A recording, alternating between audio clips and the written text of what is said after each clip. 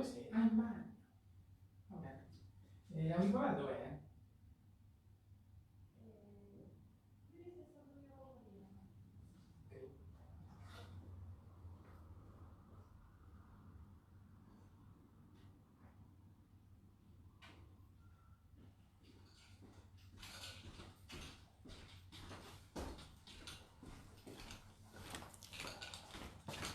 Eccoci.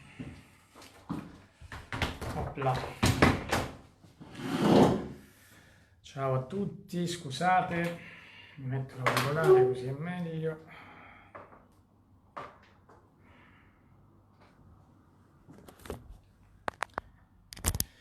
Ciao ragazzi, scusate per questo inizio un po' movimentato della diretta, che è dovuto al fatto che quel telefono che, come ormai sapete, chi mi segue sa che ho un telefono ormai diciamo da cambiare, oggi proprio era talmente tanto da cambiare che non si è caricato, per cui sono dovuto rientrare a casa perché speravo di fare la diretta dal Parlamento dove ero stato fino adesso. Sono dovuto rientrare a casa e ho cambiato il telefono, lo iniziamo a fare con l'altro telefono. Allora, ciao a tutti. Antonella Iba, Francesca Rita Pirodi, ciao Alessandro Noello, ciao Francesca Loffredo. Mozione di sfiducia contro il nostro Alfonso Bonafede. Sappiate che questo è una cosa brutta, ma è anche una cosa, permettetemi di dirlo, positiva. Dice, ma perché dici questo? Come mai perché dovrebbe essere una cosa positiva? Perché se Salvini, Meloni e Berlusconi fanno una mozione di sfiducia contro Alfonso Bonafede, è segno che Alfonso Bonafede sta lavorando bene, si è comportato bene, è una persona per bene, su questo io non ho mai avuto dubbi, ma insomma è bene avere anche delle conferme concrete, no? Allora, nel momento in cui il Deus ex machina di un partito fondato insieme a Marcello Dell'Utri, che è stato, ricordo, condannato in forma definitiva per reati legati a fatti di mafia, e Marcello Dell'Utri è uno dei fondatori di Forza Italia. Allora, nel momento in cui, ed era un braccio destro politicamente di Berlusconi, non soltanto politicamente, insomma, certamente un braccio destro di Berlusconi da un punto di vista politico, e questo signore è stato condannato per mafia. Berlusconi ha avuto in Marcello Dell'Utri il suo riferimento. Berlusconi ha avuto uno stalliere che si chiamava Mangano, che faceva parte di una famiglia mafiosa, che era un importante esponente di una famiglia mafiosa, si chiamava Mangano, è stato portato lì da Marcello Dell'Utri. Vi consiglio di leggere alcuni libri che parlano di queste vicende, per esempio, mi pare si chiami L'odore dei soldi, quello di Marco Travaglio. C'è anche il libro Patria. Patria, il libro di Enrico De Aglio, molto bello, è un grosso volume che spiega anno per anno come si sono evolute le cose in Italia. Io ho scritto anche una sceneggiatura da quel libro tanti anni fa, che poi è stata molto stravolta dal regista, quindi diciamo non ero contentissimo del film alla fine, però è stato bello lavorarci. E spiega com'è che Berlusconi è diventato così ricco, com'è soprattutto chi erano le persone a lui vicine, e parla di Dell'Utri, parla di Rapisarda, di scambi di passaporti, di latitanze internazionali, di vicinanza con clan mafiosi che diventavano grandi, perché noi oggi la mafia la conosciamo, ma la mafia ha avuto nella sua storia dei periodi, no? La mafia ha avuto periodi in cui era una forma di prepotenza, una mafia rurale, una mafia legata alla gestione dell'acqua, al controllo dei campi, al controllo del bestiame, e piano piano poi è diventata sempre più importante, sempre più grande, ha iniziato ad entrare nel traffico del contrabbando delle sigarette e poi piano piano in varie altre attività imprenditoriali, e poi ha avuto due momenti di enorme crescita. Ne ha avuti tanti momenti di enorme crescita, però diciamo due di quelli che sono stati più potenti sono stati legati drammaticamente al terremoto dell'Irpinia per quel che riguarda la Camorra. La Camorra riceve una spinta incredibile da tutti i soldi che lo Stato ha stanziato per il terremoto dell'Irpinia. Parliamo di migliaia di miliardi di allora, miliardi di lire, insomma, migliaia di miliardi di lire, allora la lira diciamo valeva ancora qualcosa, e lo Stato ha stanziato questi soldi per appalti pubblici e poi c'è stato un incredibile rivolo di denaro che ha arricchito tantissimi clan. E quindi la mafia, la camorra in quel caso, si fa forte anche grazie all'ingresso nel mondo degli appalti pubblici, dei lavori pubblici. E poi c'è stata l'eroina, come sapete, sempre la droga, ma in particolare il momento del boom dell'eroina negli anni 70, dove a Palermo, a Catania, a Messina, in tutte le grandi città del sud, si incomincia a capire quanto rendesse dal punto di vista economico investire in eroina. È brutto da dire, ma è una cosa molto interessante da studiare, e anche perché in alcune città di tutta Italia, in particolare anche del nord, Bologna, Verona, Milano, Torino, c'erano tantissimi tossicodipendenti, tantissimi eroinomani, con tanti morti, con tante famiglie devastate, con tante vite spezzate a causa di questa scelta, perché fu una scelta ben precisa della criminalità di puntare su quello stupefacente, perché il ricarico era particolarmente vantaggioso, e fu proprio uno dei clan che scoprì, detto il chimico, che scoprì un modo per diluire l'eroina perché era un perito chimico effettivamente. Mi pare che fosse il fratello di Scarpuzzedda, adesso vado a memoria, per cui chiedo scusa se dico delle imprecisioni, ma insomma è certamente un dato di fatto, per cui i clan palermitani e non solo diventano più ricchi perché tanti piccoli cittadini, quasi come dei risparmiatori, investono i loro soldi, portano i loro soldi ad amici senza neanche sapere quelli in che cosa l'avrebbero investito, e comprano enormi quantità di eroina pura, grezza, e poi la tagliano con questi metodi che scoprono, e quindi ne fanno miliardi, miliardi, miliardi, una fabbrica di denaro e di morte purtroppo. Ebbene, in quegli anni lì, a Milano ricordatevi che ci sono stati dei boss che venivano anche dal sud, come Francis Turatello, eccetera, eccetera. Mafia italo-americana, insomma, sapete Buscetta, sapete Badalamenti, sapete tutto quello che c'è stato fra Italia e America nella gestione del traffico della droga, eccetera. Dice, ma perché ci fai questo grande racconto?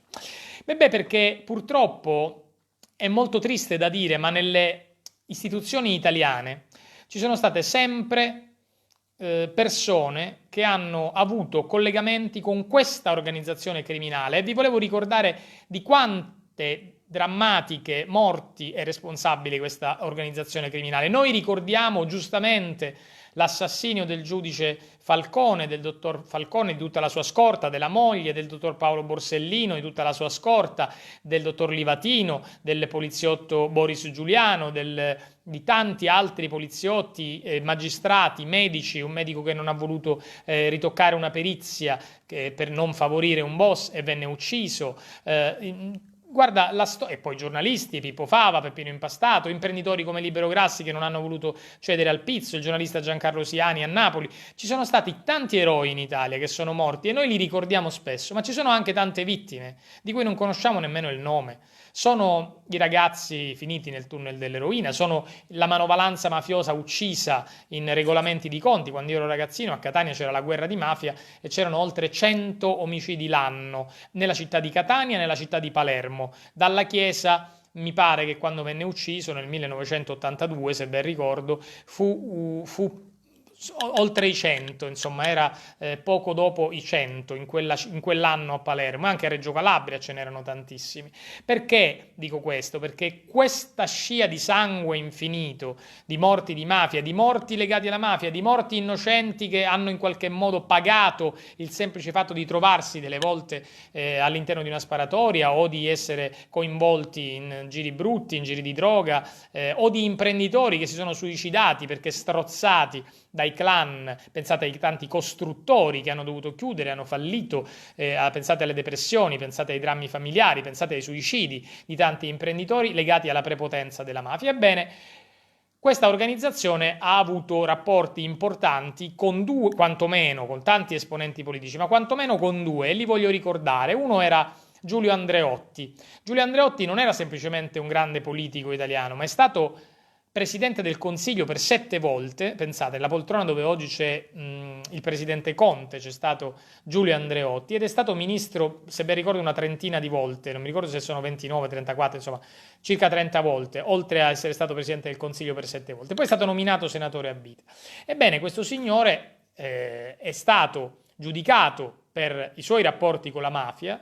I suoi rapporti sono stati verificati, è stato verificato che lui ebbe effettivamente parte integrante in questa complessiva associazione, ma fino al 1980, poi dice l'ha smessa e quindi non era più punibile, causa prescrizione. Guardate che tutto torna, è un disegno che torna. Dice, ma Giarrusso oggi perché ci sta parlando di queste cose? Ragionate un attimo, abbiate pazienza un attimo. Andreotti non viene condannato, ma viene prescritto, nonostante le accuse siano state verificate da un tribunale e vengano giudicate assolutamente veritiere da questo tribunale, perché il reato è prescritto. Silvio Berlusconi, messo in difficoltà dall'arrivo di Tangentopoli, per cui i suoi referenti politici, in particolare Craxi e il Partito Socialista, erano in difficoltà, Berlusconi decide di scendere in politica. E chi fonda il suo partito? Marcello Dell'Utri. Marcello Dell'Utri non si è salvato con la prescrizione. Marcello Dell'Utri è stato condannato in forma definitiva per la sua prossimità ai clan mafiosi.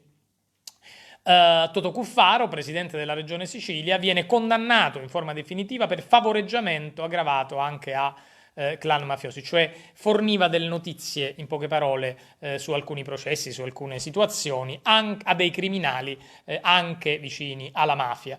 Questi sono i 3 personaggi, ce ne sono tantissimi altri, sono 3 personaggi chiave del racconto di oggi, perché cosa succede?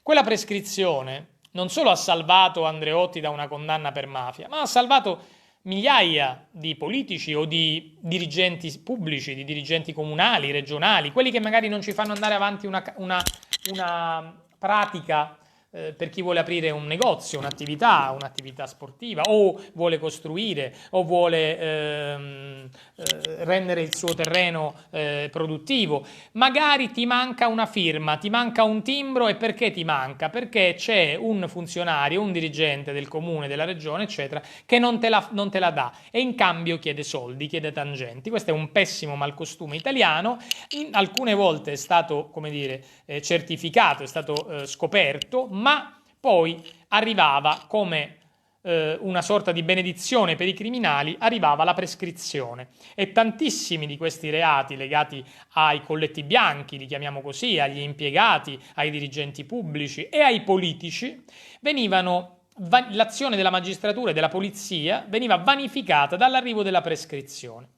Chi è che ha deciso per la prima volta, perché di questa cosa se ne parla, ragazzi, da decenni? Berlusconi, attenzione, io ho parlato di Andreotti per quel processo lì per mafia, ma Berlusconi è stato prescritto, se ben ricordo, 13 volte. 13 processi in cui Berlusconi si è salvato grazie alla prescrizione. Poi Berlusconi ha avuto un'altra condanna definitiva di altro tipo, ma 13 volte, se ben ricordo, è stato salvato dalla prescrizione. E come lui anche Penati, anche tantissimi altri politici.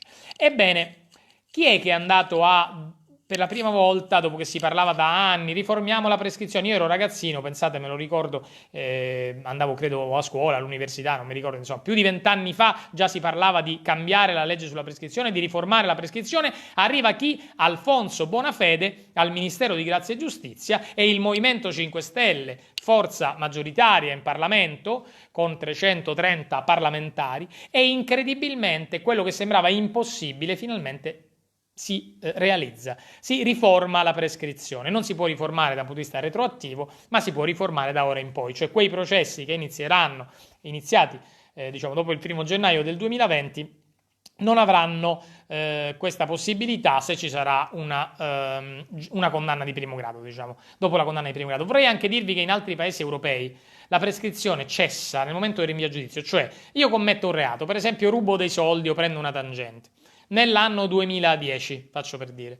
Se la polizia me lo contesta entro tot anni, se me lo contesta dopo 20 anni è prescritto. Se me lo contesta entro un certo limite, cioè prima della prescrizione, poi il processo può durare anche 20 anni o 20 giorni, non andrà più in prescrizione, conta l'inizio del processo, invece da noi conta la fine, furbetti, conta la fine, ci sono 3 gradi di giudizio, quindi chi è ricco, chi ha avvocati bravi, potenti e se li può permettere, ben pagati e magari ben inseriti in alcuni palazzi di giustizia che purtroppo in passato si sono rivelati non trasparenti, non incorruttibili, può tirare per le lunghe un processo, farlo andare all'infinito, altro che garanzie. La prescrizione è un modo per sfuggire alla condanna.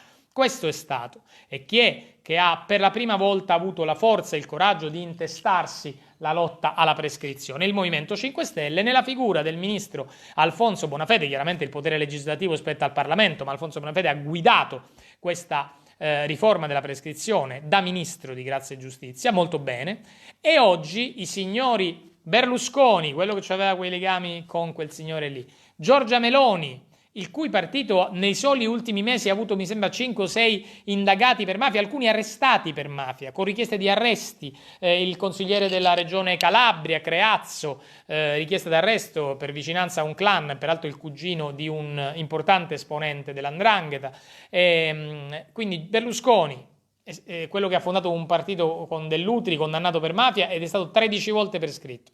Giorgia Meloni, nel cui partito al momento ci sono diversi guai di persone indagate o arrestate per mafia, e Matteo Salvini, che oltre ad essere stato un esponente della Lega, partito che è stato storico socio di Berlusconi, che lo ha sempre difeso. C'è stato solo un breve periodo, se siete appassionati di storia della politica, andatevi a vedere quando La Padania, il quotidiano della Lega, titolava che Berlusconi era mafioso. C'era questa copertina che attaccava Berlusconi e parlava dei legami di Berlusconi con la mafia. Poi, quando la Lega si rialleò nuovamente con Berlusconi, fecero sparire quella copertina da tutti gli archivi. Qualcuno ce l'aveva fotocopiata ed è riuscito a salvarla, se la trovate in rete. E quindi i 3 che accusano Bonafede, che propongono una mozione di sfiducia al ministro Bonafede, sono 3 persone che, a mio parere, per quel che riguarda la mafia, quantomeno la criminalità, la lotta alla corruzione, dovrebbero stare zittini.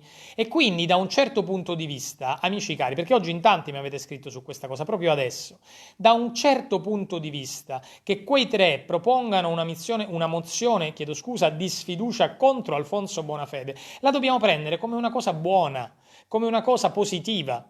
Io sarei preoccupato se un personaggio compromesso dicesse Dino Giarrusso è un grande, mi sta benissimo, perché vuol dire che forse stavi facendo qualcosa che li favorisce, che li aiuta. Ma nel momento in cui Alfonso Bonafede viene accusato da questa classe dirigente, secondo me dobbiamo essere ancora più convinti di essere nel giusto. E mi dispiace, lo dico con grande serenità, che qualcuno stia facendo, qualcuno del Movimento 5 Stelle, qualche attivista, purtroppo anche qualche portavoce o qualche ex portavoce che è stato espulso, stia partecipando a questo gioco al massacro, non criticando Bonafede, che può essere criticato come tutti, perché sbaglia come sbaglio io e come sbagliamo tutti, e questo ci mancherebbe altro. Io non credo affatto che alla politica, diciamolo chiaro, amici che tagliate i pezzettini, non credo affatto che alla politica servano gli yes men, in nessuna forza politica, in nessun movimento, in nessun partito, in nessuna organizzazione. Gli yes men, quelli che fanno finta di non vedere, si voltano dall'altra parte, sono la morte della politica, sono la morte del confronto. Quindi attenzione, si può criticare Bonafede, si può criticare Giarrusso, Di Maio, Di Battista, chi volete voi, potete criticare chi volete voi, ed è giusto farlo, magari argomentando. Criticare a caso è una cosa sciocca, chiunque critichiamo, anche se critichiamo Berlusconi, critichiamolo, come dire, con dei dati alla mano. Però attenzione, criticare Bonafede va bene, insinuare il sospetto che Alfonso Bonafede nella nomina del DAP, del capo del DAP, si sia fatto condizionare da messaggi arrivati dai boss è infame, fa schifo, è una bugia, non è una critica, è un'infamità, e chi lo fa si deve vergognare, perché non è vero. Peraltro le notizie legate alla rivolta dei boss e alla paura da parte dei boss del nome Nino Di Matteo sono arrivate prima della chiamata che poi Bonafede ha fatto a Nino Di Matteo. Quindi questa ricostruzione che qualcuno fa purtroppo anche all'interno del movimento fa veramente vomitare. E vi dirò di più, che è la cosa più triste, quello che vi ho detto negli scorsi giorni, cioè se noi partecipiamo a una finta guerra che non esiste fra Bonafede e Di Matteo, noi non facciamo altro che fare il gioco di chi ha organizzato questo teatrino.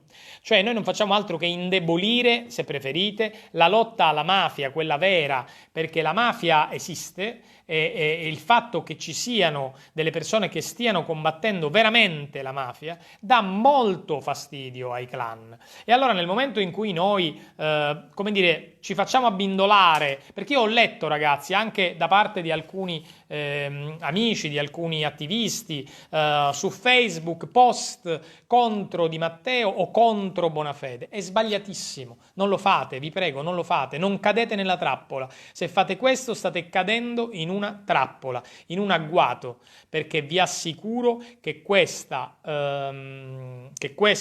organizzazione di questo scontro è montata ad arte, e a me queste cose mi intristiscono, mi addolorano e mi preoccupano anche, perché non possiamo essere un paese dove si montano ad arte delle polemiche per danneggiare chi davvero sta lottando contro la mafia. È chiaro? E quindi vi prego, su questo cerchiamo di essere intelligenti. La mozione di sfiducia contro Alfonso Bonafede la fanno personaggi che ho già descritto: Berlusconi, Meloni e Salvini, con il loro passato, con gli scheletri nell'armadio che hanno e con il loro presente che è altrettanto pieno di scheletri nell'armadio. Vi ricordo che anche Mulè, oggi deputato parlamentare di Forza Italia, stava in qualche modo, senza aver commesso alcun reato, a quanto ne so io, era è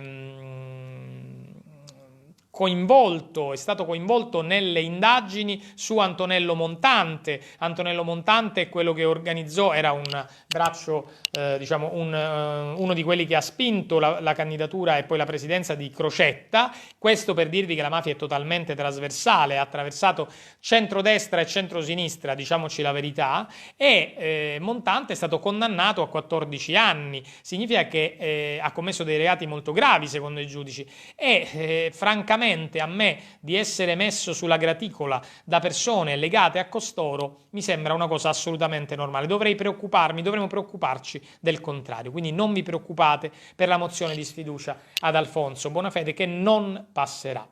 Allora, lasciamo stare i troll, ai quali come sempre non rispondo. Se sfiduciano Bonafede, dice Anna Violante, via tutti. Sì, naturalmente, ma non credo che verrà sfiduciato Alfonso. Sicuramente non passerà questa mozione di sfiducia.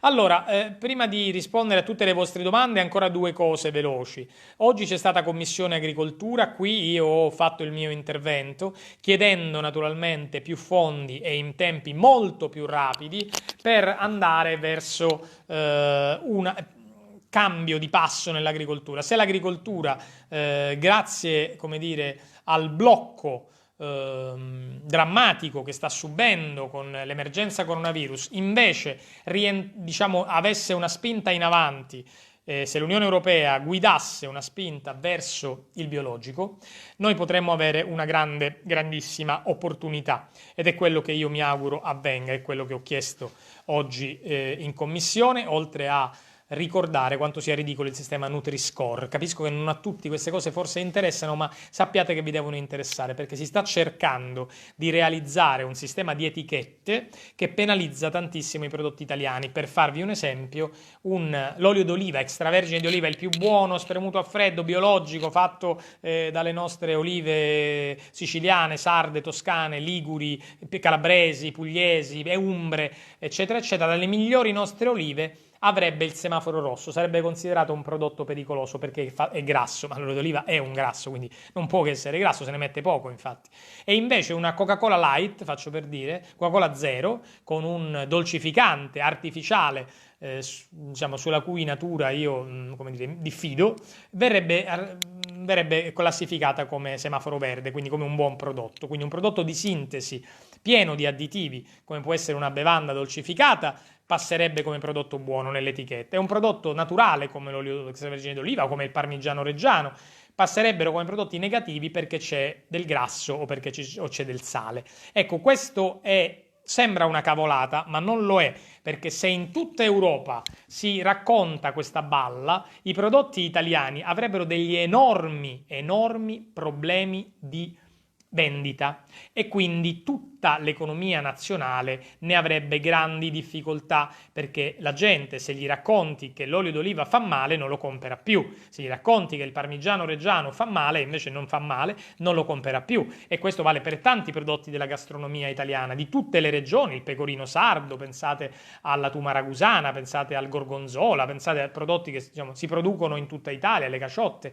Buona parte dei formaggi italiani avrebbero questo problema, e tantissimi altri prodotti, ripeto. Per cui facciamo attenzione a questa battaglia, non è una battaglia secondaria, è una battaglia assolutamente importante. Oggi ho voluto ribadirla in Commissione Agricoltura, della quale sono onorato di fare parte. Infine, parliamo di soldi e di ripartenza. Stiamo monitorando tantissimo il discorso cassa integrazione con i ritardi drammatici delle regioni, anche se c'è stato un miglioramento in Sardegna e mi auguro che ci sia anche presto in Sicilia e mi auguro che ci sia in tutte le regioni. Certamente le regioni si sono dimostrate ancora una volta insufficienti, tanta gente potrebbe prendere i soldi, sono là i soldi, ma la regione non fa il suo e quindi si fermano. E addirittura in Sicilia i dipendenti avevano chiesto 10 euro extra a pratica. È una roba, secondo me, vergognosa. Bene hanno fatto i miei colleghi all'ARS a lamentarsi di questo, a rifiutare, a denunciare questa richiesta. Mi auguro che a nessuno passi per la testa di dare questi soldi ai dipendenti per fare una parte del loro lavoro. Però vi assicuro che noi monitoreremo e nel frattempo mi auguro di darvi buonissime notizie sui soldi a fondo perduto, perché i soldi a fondo perduto arriveranno, bisogna cercare di accelerare la pratica su quando farli arrivare e a chi farli arrivare, perché il problema è che tu puoi dare anche tanti soldi, ma devi mettere delle regole, perché poi, come abbiamo visto, appena lo Stato propone un aiuto ai cittadini, tutti vanno a fare domanda, anche chi magari non ne ha bisogno, e quindi bisogna settorializzare bene, selezionare bene i beneficiari di tutte queste iniziative di rientro. Infine, siamo molto frementi per quello che avverrà nelle prossime settimane in Europa sul Recovery Fund. È chiaro che l'Italia ha già detto che tipo di battaglia combatterà e attenzione, c'è una buona notizia.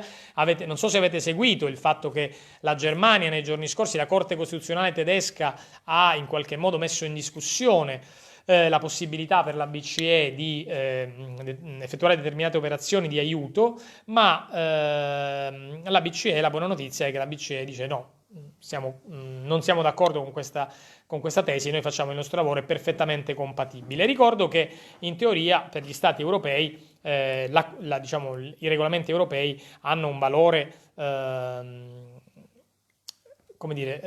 non incompatibile con le loro costituzioni. È solo la Germania che ancora una volta vuole distinguersi. Io credo che la Germania davvero stia rischiando di finire sotto processo nei confronti di tutti i paesi europei e non solo europei, perché il fatto che uno Stato si metta di traverso in questo modo anche in un momento drammatico come quello che stiamo vivendo, per impedire ad altri paesi di avere aiuti, di avere sviluppo, di avere crescita, di avere una ripartenza vera, perché adesso parliamo di ripartenza, è una responsabilità enorme. Parliamo di ripartenza e adesso rispondo alle vostre domande. La ripartenza è iniziata, io vi invito davvero alla prudenza, purtroppo mi sono arrivate anche messaggi, video, fotografie di alcune zone dell'Italia dove purtroppo si è confuso questa fase 2 con la fine dell'emergenza. Non è finita l'emergenza, ragazzi.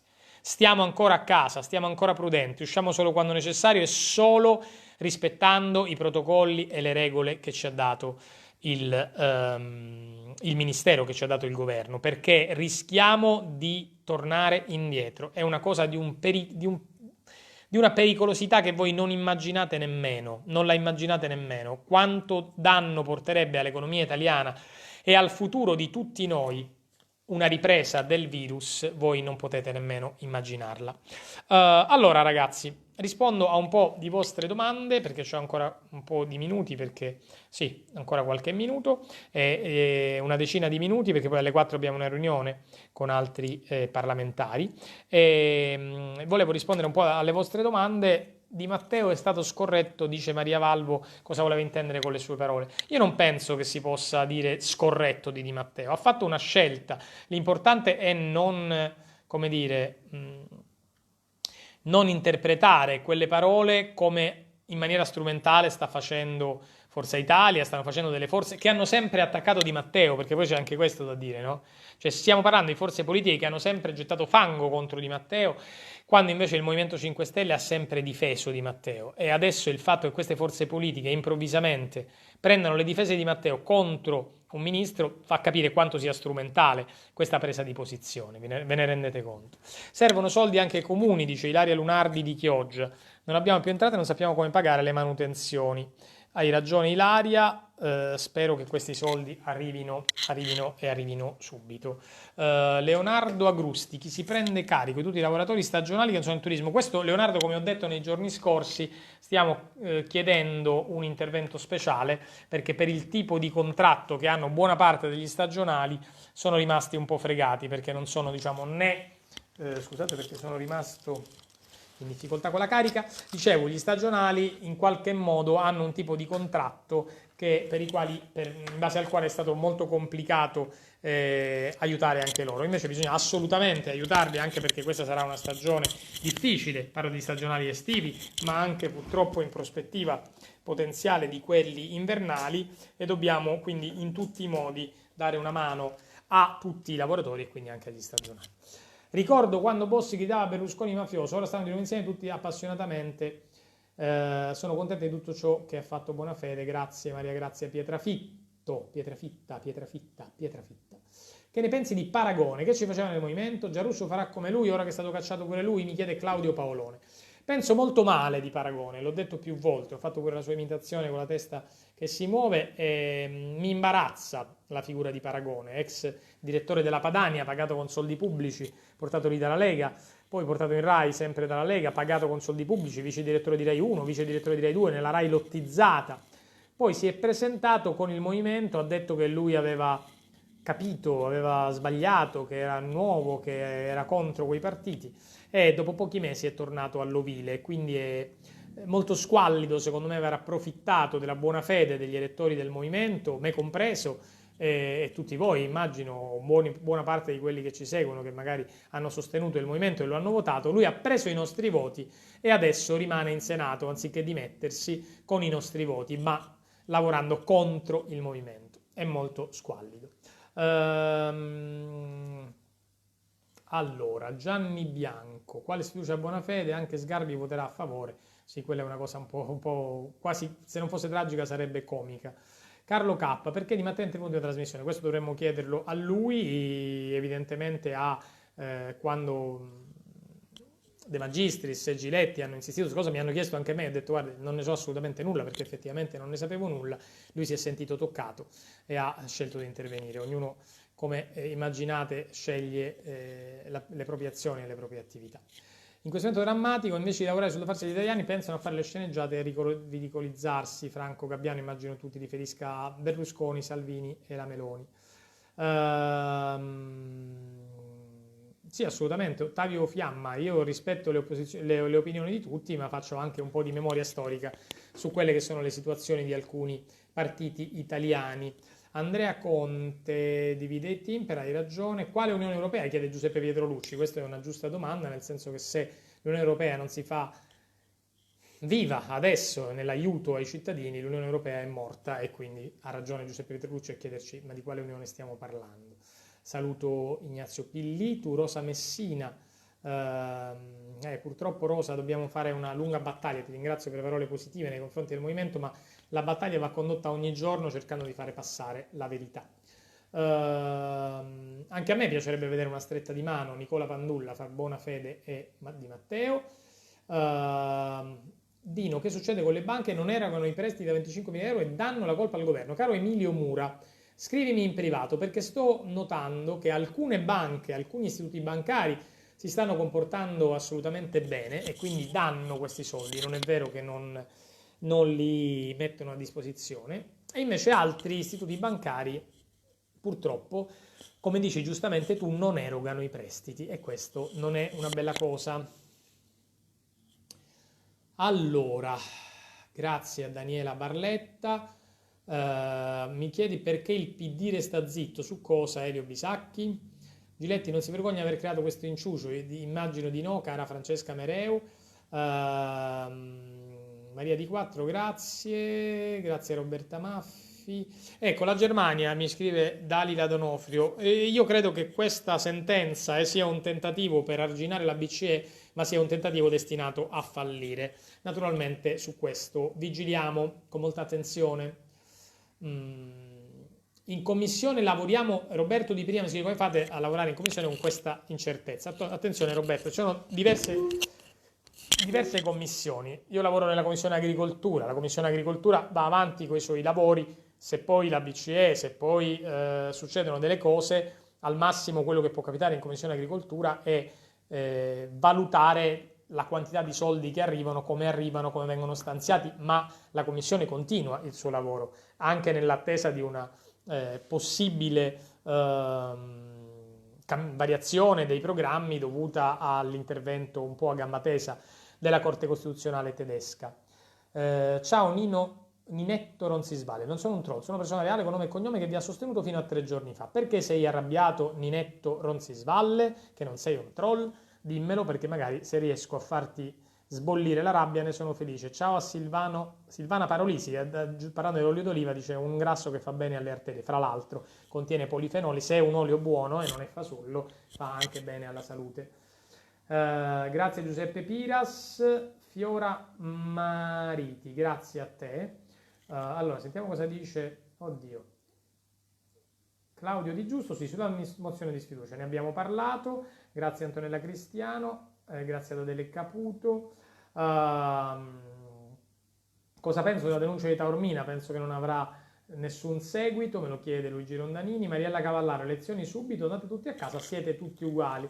Guarda Mariella, proprio perché noi non siamo uguali c'è chi vuole andare a elezioni subito. Proprio perché noi non siamo uguali e abbiamo interrotto una catena di corruzione, di legame con la mafia, di schifo e di soprusi e di privilegi immeritati come quelli dei vitalizi che abbiamo tolto, come quelli dell'eccessivo numero di parlamentari che abbiamo tagliati, tanti sprechi che abbiamo tagliato, palazzi affittati per milioni e milioni di euro quando non c'era bisogno.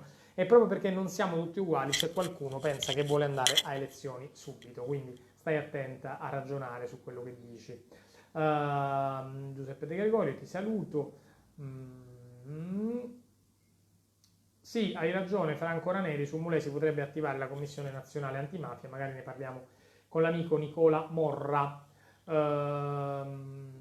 Beh, io comprendo, allora posso comprendere anche lo stupore per la telefonata di Di Matteo, ma non parliamo male di Di Matteo perché non se lo merita, è una persona che ha dato la vita alla lotta contro la mafia. Ciao Andrea Coan, cosa ne pensi riguardo alla legalizzazione della cannabis? Come sai, caro Andrea, è un mio assoluto cavallo di battaglia, sono per un'assoluta regolamentazione della coltivazione che deve essere liberalizzata, dell'utilizzo della cannabis a scopo medico, a scopo industriale, a scopo nelle costruzioni e anche a scopo ludico sotto controllo dello Stato. L'ho sempre pensato, so perfettamente, ma non perché lo dico io, lo dice la scienza, che l'alcol per esempio è una droga molto più letale della cannabis, eppure in Italia l'alcol è in vendita in un qualunque supermercato, in qualunque negozio, alcol o prodotti a base di alcol, e la cannabis è in teoria proibita.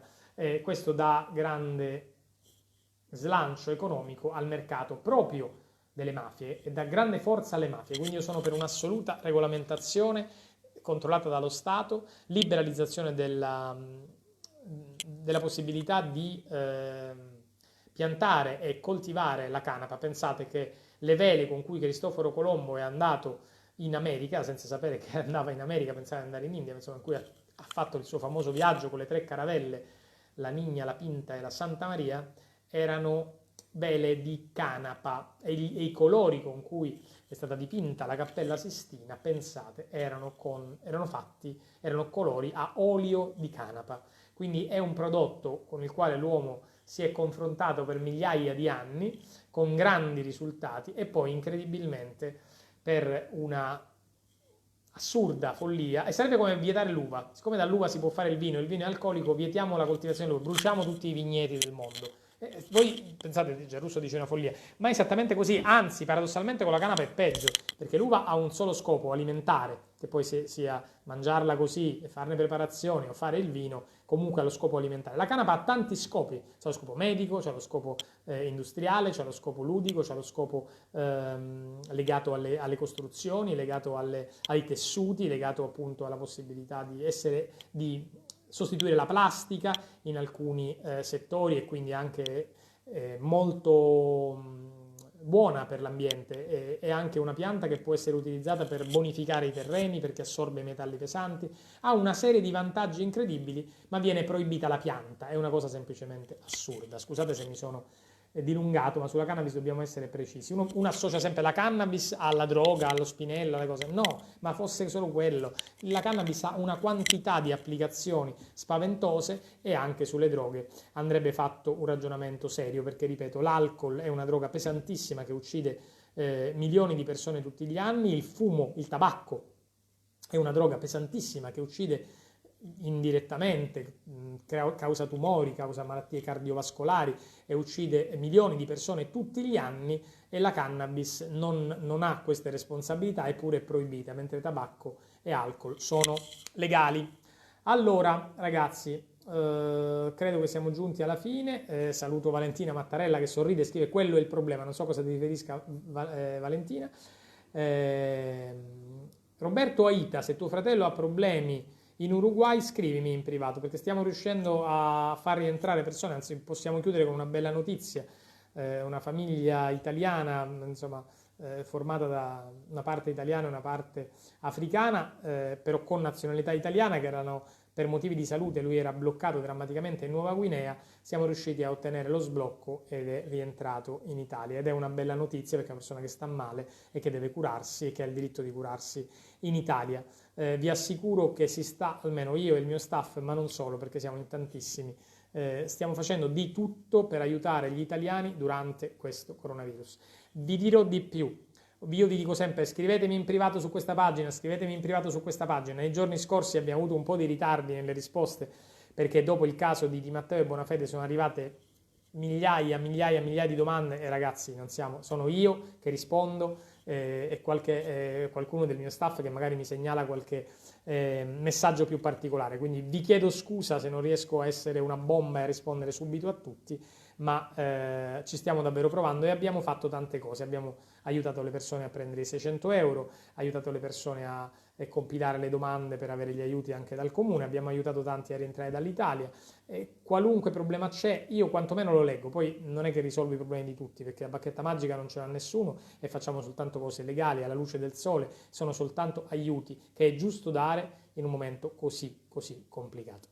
Io vi abbraccio e vi saluto, e ci rivedremo domani più o meno a quest'ora, a meno che non ci siano novità, cambiamenti di orario. Come avete visto l'ho fatto un po' alle 6, un po' alle 3, perché oggi nel secondo pomeriggio avrò altre cose da fare. A domani. Se ci fossero clamorose novità, come sempre farò una seconda diretta stasera, ma è un po' di giorni che la sera si sta un po' più tranquilli. Un abbraccio e a domani.